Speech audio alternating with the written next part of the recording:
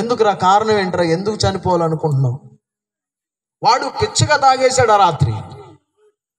వాడు ఎవరినో ప్రేమించాడట, ఆ ప్రేమించి లవ్ ఫెయిల్యూర్ అయిపోయాడట, కాబట్టి చనిపోవాలని నిర్ణయం తీసుకున్నాడు. వాడి జీవితంలో ఉన్నవన్నీ కోల్పోవడానికి ప్రారంభించాడు. వాడి చదువుని, వాడి డిగ్నిఫైడ్ లైఫ్ని, వాడి డాక్టరేట్ని, వాడు అన్నిటినీ విడిచిపెట్టి చనిపోదామనే నిర్ణయం ఎంత దారుణం. వాళ్ళ అమ్మగారి పరిస్థితి ఏంటో ఆలోచించలేదు, వాళ్ళ ఇంట్లో వాళ్ళ పరిస్థితి ఏంటో ఆలోచించలేదు, వారి కుటుంబ పరిస్థితులు ఆలోచించలేదు. వాళ్ళ అమ్మగారు కొన్నది ఒక్కగానొక్కడు. వాళ్ళ అక్క బ్రెయిన్ పాడైపోయింది, ఇంటర్ ఫెయిల్ అయిందని ఎప్పుడైతే తెలుసుకుందో ఆ రోజు గదిలో నుంచి బయటికి రాలేదు. 1 నెల 2 నెలలు ఆ తర్వాత ఆ అమ్మాయి పిచ్చిది అయిపోయింది. ఆ అమ్మాయికి పెళ్లి చేయడానికి ప్రయత్నం చేశారు, కానీ పిచ్చిది అని తెలుసుకొని ఆ కారణం చేత ఇంటికి పంపించేశారు. వీడు రెస్పాన్సిబిలిటీ లేని వ్యక్తిగా, ఎంతో బాగా చదువుకున్నాడు, ఎంతో బాగా జ్ఞానం తెలుసుకున్నాడు, అంత బాగా చదువుకున్నవాడు, అంత బాగా నేర్చుకున్నవాడు,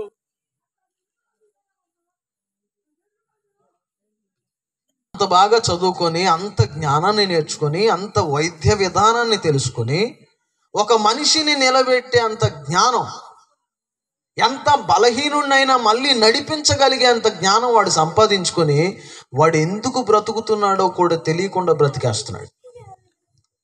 రాత్రి నేను మాట చెప్పాను, చనిపోదాం అనుకుంటున్నానని నాకు ఫోన్ చేసినప్పుడు ఇన్ని ట్యాబ్లెట్లు పట్టుకున్నాడట. అరే, నా చేతిలో చాలా ట్యాబ్లెట్స్ ఉన్నాయి, చాలా పెయిన్ కిల్లర్స్ ఉన్నాయి, పారాసెటమాల్ ఉంది, బీపీ ట్యాబ్లెట్స్ ఉన్నాయి, ఇంకా నేను అన్నీ కలిపేసి వేసుకుంటున్నాను రా, ఈ రాత్రి నేను బతకడానికి నాకు ఇష్టం లేదు అన్నాడు. నేను చెప్పాను, నీ లైఫ్ ఏంటో నువ్వు తెలియకుండా బ్రతుకుతున్నావురా, నువ్వెవరో నీకు తెలియకుండా బ్రతుకుతున్నావు. You have a purpose in God's plan. నీకు ఒక ఖచ్చితమైన ప్రణాళిక ఈ భూమి మీద నీకుంది. నువ్వు మధ్యలో ముగించుకోవడానికి రాలేదు. నేను అంటున్నాను, జీవితంలో పుట్టిన ప్రతివాడు ఏదో ఒకటి భూమి మీద ఖచ్చితంగా చేయడానికి లోకానికి వచ్చాడు. అర్ధాంతరంగా మధ్యలో జీవితాలు ముగించుకోవడానికి దేవుడు మనల్ని పిలవలేదు. దేవుడు దానికి మనల్ని తయారు చేసుకోలేదు. అందుకే ఏ మొదటి మానవుడైతే దేవుని ఆజ్ఞను పక్కన పెట్టి ఆజ్ఞ మీరు చెడిపోయాడో, ఆ మనిషిని దేవుడు రిస్టోర్ చేయడానికి ఆయన దేవుడుగా మనిషిగా ఈ లోకానికి వచ్చాడు. ఆయనే యేసుక్రీస్తు. అందుకే సర్వ పాప పరిహారం రక్త ప్రోక్షణ ఆవశ్యకం అని అన్నారు. ఎందుకనంటే మన పూర్వీకులు మన వేదాల్లో రాయబడిన ఒక శ్రేష్టమైన మాట, సర్వ పాపాలు తొలగి మన జీవితాల్లో నుంచి వెళ్ళిపోవడానికి ఒక పరిశుద్ధిని రక్తం అవసరం. అందుకనే ప్రభు అయిన యేసుక్రీస్తు ఈ లోకానికి ఎలా వచ్చాడంటే ఆయన శరీరధారిగా ఈ లోకానికి వచ్చాడు. ఎందుకంటే నీలో ఉన్న రుగ్మతను, నాలో ఉన్న ప్రతి విధమైనటువంటి సిన్, పాపమును తీసివేయడానికి ఆయన ఈ లోకానికి వచ్చాడు. ఆయన వచ్చి ఊరకే ఉండలేదు. అందుకనే ఆయన పుట్టినప్పుడు గొల్లలు, జ్ఞానులు సంతోషించి, చాలామంది ఆస్ట్రోనాట్స్ కూడా అక్కడ మంచి సాక్ష్యం ఇచ్చారు, వ్యామగోమలు కూడా సాక్ష్యం ఇచ్చారు. ఎందుకనంటే నైల్ ఆర్మ్స్ట్రాంగ్ అడుగుపెట్టిన తర్వాత చంద్రమండలంలో ఆయన ఒక అద్భుతమైన మాట చెప్పాడట. అతను భూమి మీదకి తిరిగి వచ్చిన తర్వాత చాలామంది దండలు వేస్తున్నారట, చప్పట్లు కొడుతున్నారట. అప్పుడు ఒక అద్భుతమైన మాట నైల్ ఆర్మ్స్ట్రాంగ్ చెప్పారు. ఏమనంటే,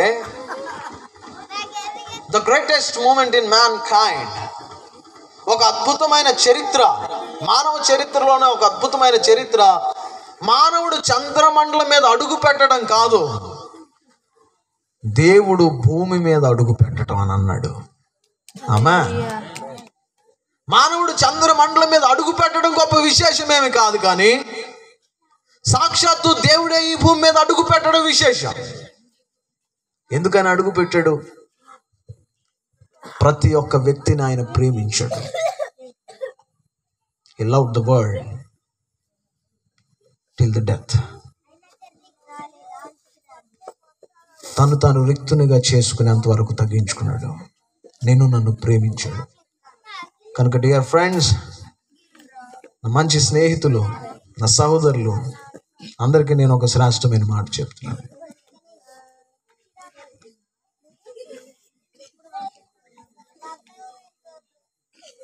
your life is very important to God. మీ జీవితం ఖచ్చితంగా దేవునికి విలువైంది, అది ప్రాముఖ్యమైనది. నీ జీవిత విలువేంటో నువ్వు తెలుసుకోకుండా జీవితాన్ని పాడు చేసుకొనక నిజమైన దేవుని దగ్గరికి, ఒక మంచి సన్నిధి దగ్గరికి రావాలి. నేను అంటున్నాను, ఇక్కడ చర్చ్ కట్టి చాలా సంవత్సరాలు అవుతుంది, కానీ చర్చ్కు వచ్చేవాళ్ళు చాలా తక్కువ మంది. దానికి కారణం ఏంటి అని అడిగితే,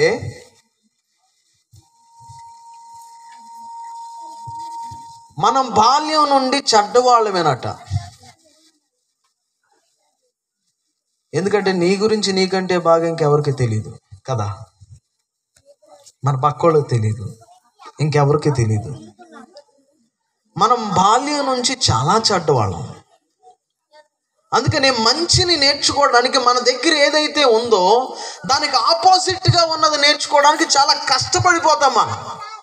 అందుకని మనకి ఇష్టం వచ్చింది చేయడానికి ప్రయత్నం చేస్తాం 99%. అందుకే మంచిగా ఉండండి బాబు, తాగొద్దు అంటే కోపం, తిరగొద్దు అంటే కోపం, ఇలా ఉండొద్దు అంటే కోపం, ఇలా చేయొద్దు అంటే చేయకుండా ఉండలేం. అందుకనే సమాజాలు నిర్మాణం కావట్లేదు, కానీ చెడిపోతున్నాయి. సమాజాలు బ్రతకడం మానేస్తున్నాయి, బ్రతుకున్న చచ్చిన స్థితిలోకి వస్తున్నాయి. కనుక శ్రేష్టమైన మాట నేను తెలియచేస్తున్నాను, మీ అంతరంగాన్ని శుద్ధి చేసేది అది నీ వల్ల కాదు, నువ్వు చేసుకోలేవు. మనం ఎప్పుడు మనంతట మనం మంచోళం కాలేము. అందుకని చాలామంది మనసా ఊరుకో అంటే ఊరుకోదట. ఏంటది? మనసు ఆగంటే ఆగదట.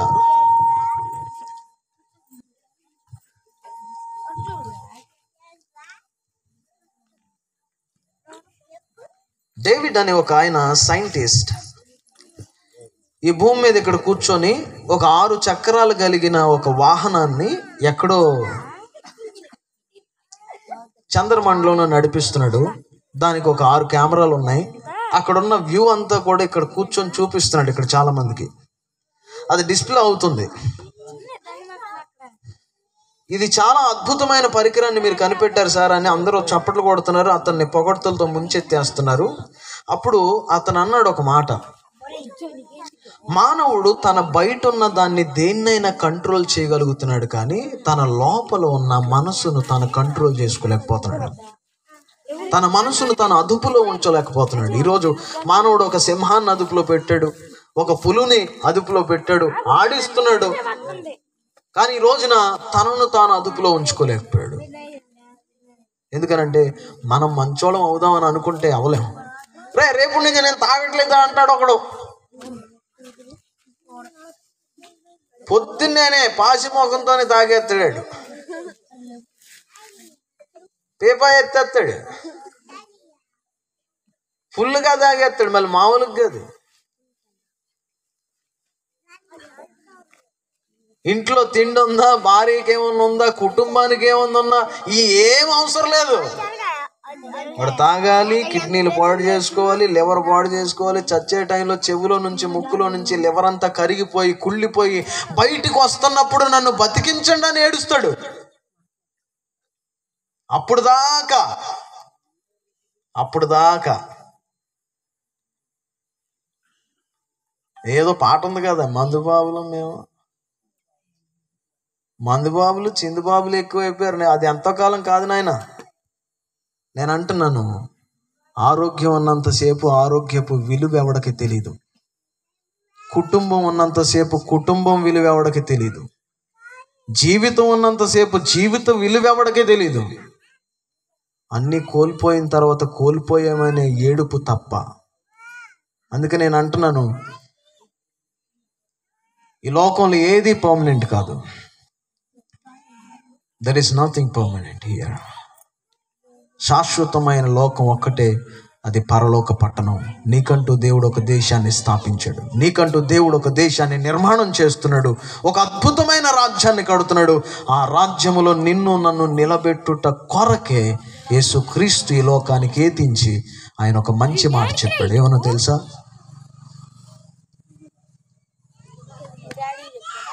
నేనే జీవాన్ని, మార్గాన్ని, సత్యాన్ని, నా ద్వారా తప్ప ఎవ్వడూ సుఖంగా సమాధానంగా ఉండలేడు, ఆ కైలాసానికి వెళ్ళలేడు, ఆ పరలోకానికి వెళ్ళలేడు. కనుక ఈ లోక యాత్ర ముగించుకునే లోపు నీకంటూ ఒక ఎథిక్స్ ఉండాలి, ఒక వాల్యూస్ ఉండాలి, నీకంటూ ఒక మంచి జీవితం ఉండాలి, ఒక పరిశుద్ధ జీవితం ఉండాలి. ఆ పరిశుద్ధ జీవితమే వాక్యానుసారమైన జీవితం. ఆ జీవితం ఎలా తెలుస్తుంది నీకు? బయట వాలీబాల్ కోర్టులో ఉంటే తెలియదమ్మా, బయట క్రికెట్ బ్యాట్ పట్టుకుంటే తెలియదమ్మా. నేను అంటున్నాను, నువ్వు బ్యాట్ పట్టుకుంటే కప్పు కొట్టొచ్చు, నువ్వు బాల్ పట్టుకుంటే నువ్వు స్టేట్ లెవెల్కి వెళ్ళొచ్చు, కానీ నువ్వు బైబిల్ పట్టుకుంటే పరలోక పట్టణానికి వారసుడు కావచ్చు. అందుకే నువ్వు పట్టుకోవాల్సింది పట్టుకో. నువ్వు గేమ్స్ ఆడొద్దని నేను చెప్పట్లే.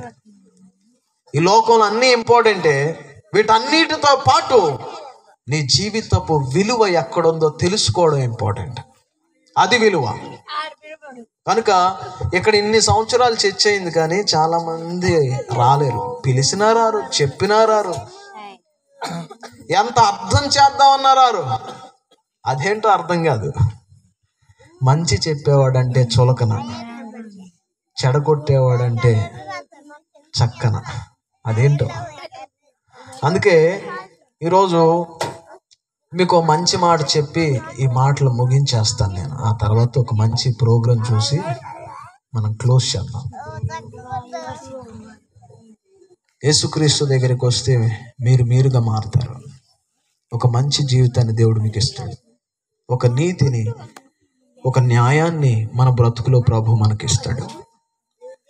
చాలామంది కులాన్ని అడ్డం పెట్టి ఆయన తెల్లోళ్ళ దేవుడు, ఆయన నల్లోళ్ళ దేవుడు, ఆయన పొట్టోళ్ళ దేవుడు, ఆయన పొడుగోళ్ళ దేవుడు అని ఇలాంటి అడ్డం పెట్టేసి దేవుడు కూడా మనకున్న గజ్జంటిచ్చేశారు.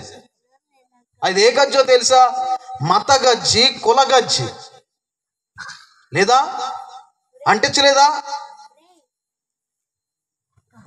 మనకున్నాయి భేదాలు, భగవంతుడికి లేవు. మనకున్నాయి మతాలు, ఆయనకి లేవు. నేను అంటున్నాను, మతం అనే మాటకి అర్థం ఏంటో తెలుసా? చాలా మందికి తెలియదు. మతం అంటే క్రైస్తవ్యం, మతం అంటే హిందూ, మతం అంటే జుడాయిజం,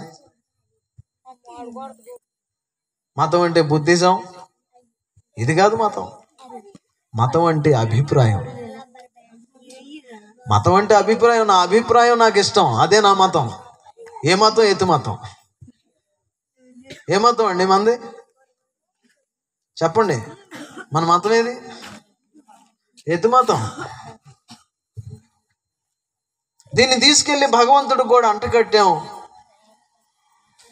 క్రైస్తవులందరూ ఎవరు అంటే వాళ్ళు ఒక జాతి, హిందూస్ ఎవరు? వాళ్ళు ఒక జాతి. అందుకే మను ధర్మశాస్త్రంలో రాయబడింది, కులాలు, వృత్తులు రాయబడ్డాయి.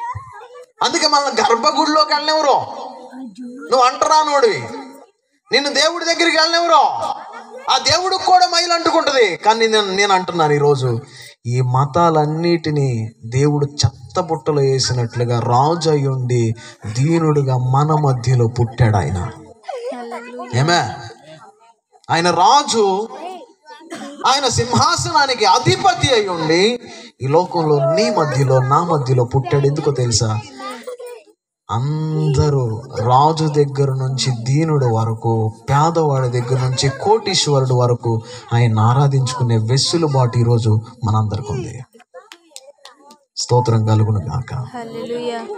కనుక ఈరోజు అంత గొప్ప దేవుడు ఈ ప్రపంచానికి వచ్చిన దినం అది క్రిస్మస్ దినం. ఆమేన్. కనుక ఈ మంచి మాటలు దేవుడు